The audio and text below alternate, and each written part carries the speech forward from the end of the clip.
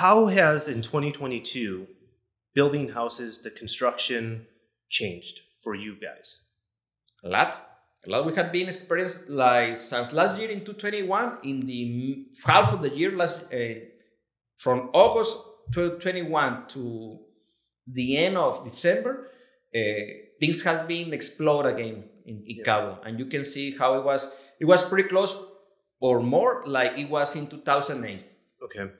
And for you as a builder, how do you guys handle the rise in construction materials? That's been a topic that I've been hearing a lot. Welcome to the Nick Fong Podcast. As the broker and owner of Ronival Real Estate, Nick has spent nearly 20 years in Baja California, sir. And in this podcast, he'll be talking everything Baja, from food and culture to real estate and property management. And now, here's your host, Nick Fong. Welcome back to the podcast. It's been a while. Been on vacation and thought I'd start us off meeting an architect and builder in Cabo San Lucas, Guillermo Payan. Welcome, Guillermo. Gracias, Nick. It's a pleasure to be here. Well, thank you for joining us. I know you've been here for a while, but our viewers, why don't you tell them how long you've been in Los Cabos? In Los Cabos, well, I arrived in Los Cabos in 1997, so it's basically 25 years. Mm-hmm. Yes, half of my life I have been living here. So basically, I was graduated from the school when I arrived to Los Cabos. And where are you originally from? I am from Mazatlan. And Mazatlan is also very popular because it's on the beach, on the water, but very different from Los Cabos. What brought you to Los Cabos? Well, basically, I was working in Mazatlan in a building company there. Mm-hmm. And when I arrived to Los Cabos was because that company was working at Palmilla, and also in the one and only hotel in that time, like 3 years later. And I just came for three months originally was my contract, and then the company ended their wars and they went back, and I just decided to stay here. Yeah, it happened to a lot of us. You get a contract, you come with a company, but since then you set up your own company. Yes, I arrived in 97 and I started my company in 98. I run with a project at Pedregal. Okay. What project in Pedregal?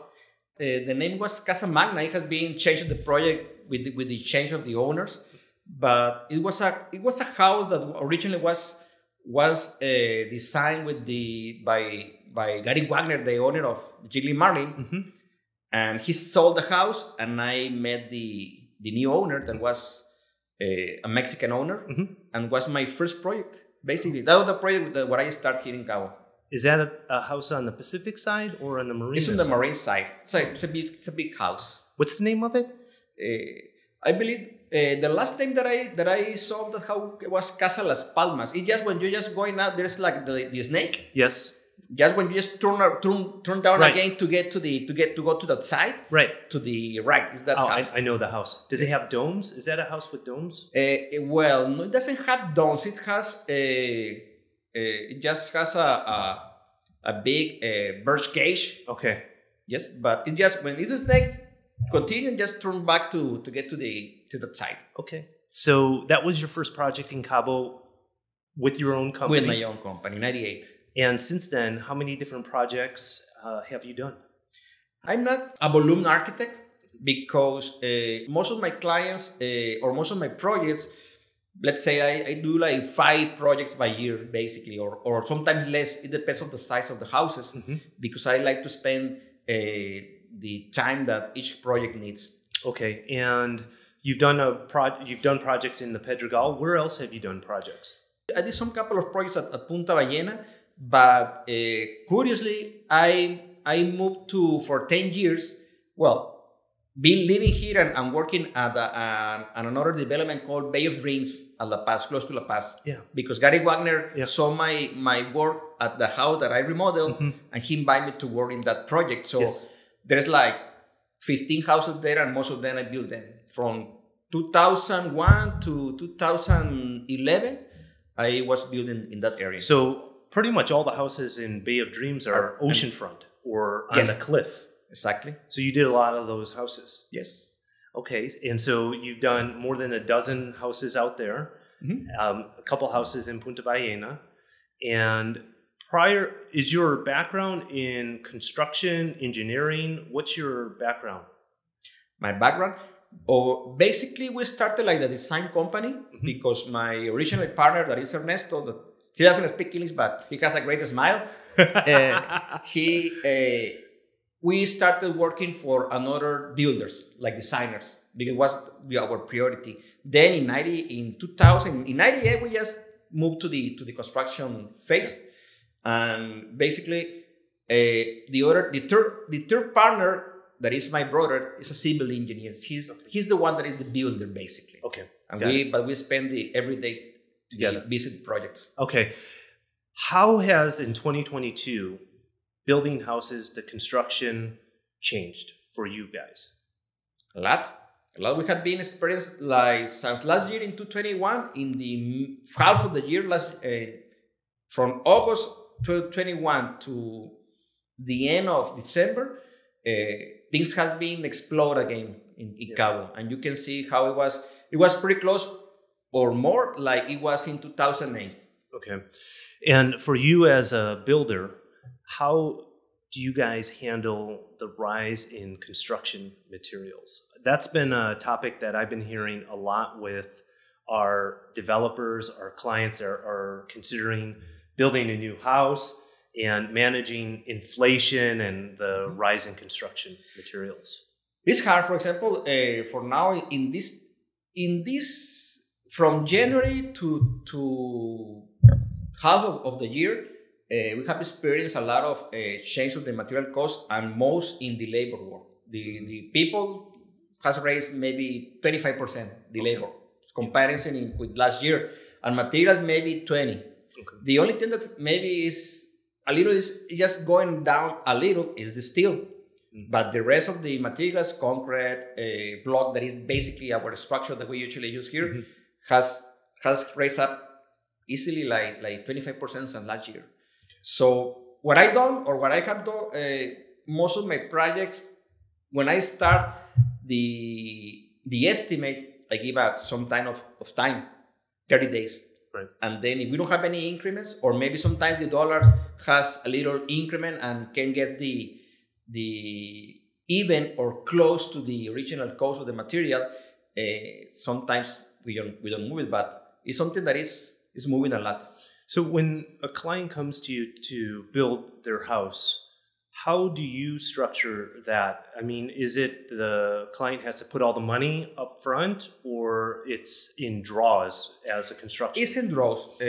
According to the way that our experience managing the money, we usually ask in the beginning, the first payment is between 25% to 30%. With that money, we secure all the structural materials. Yes, because the rest of the materials, the aluminum, the glass, they are more stable. Okay. But the cement, the steel are the ones that we secure in the first payment.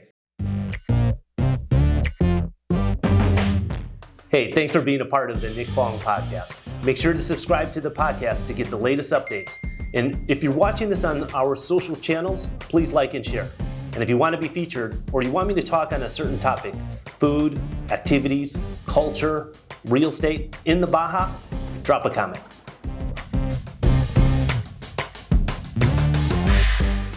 You know, it was interesting coming from the US and now living in Mexico almost for 20 years is every presidential election in Mexico, there's something that happens to the price of tortillas.